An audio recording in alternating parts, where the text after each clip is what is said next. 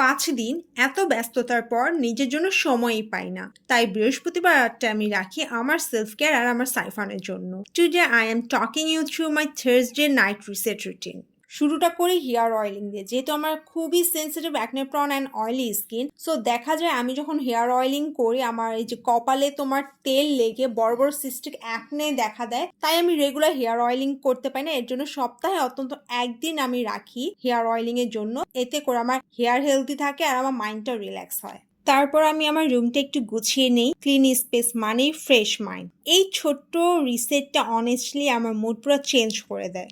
এরপর আমি শাওয়ারে চলে যাই।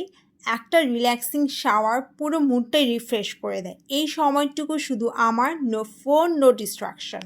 শাওয়ারের পর আমি স্কিন কেয়ারটা করে নিই। একটা ক্লিনজার দিয়ে আমার ফেসটা ওয়াশ করে এরপর একটা ফেস প্যাক অ্যাপ্লাই করি।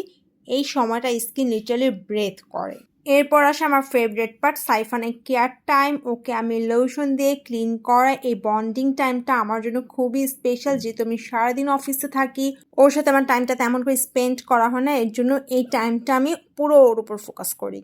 এরপর সবশেষে আমি একটু বসে এক কাপ চা নিয়ে এই সময়টাতে আমি স্লো ডাউন করি, just me and my thoughts. বারান্দায় বসে একটু বাহিরের পরিবেশটা দেখি, ন্যাচারাল হাওয়ার ফিলটা নেই আর আস্তে আস্তে চায়ের কাপে চুমুক দিতে থাকি। কারণ যেহেতু আমাদের সারাদিন অফিসে সময় কাটাতে হয়, সো প্রকৃতিটা দেখার মতো যথেষ্ট সময় আমরা পাই না। সারাদিন একটা বন্ধ এনভায়রনমেন্টে আমাদের থাকতে হয়। এর জন্য এই টাইমটা আমি একদম স্লো ডাউন করে নিজের মতো করে প্রকৃতি দেখতে দেখতে চায়ের স্বাদটা নিই।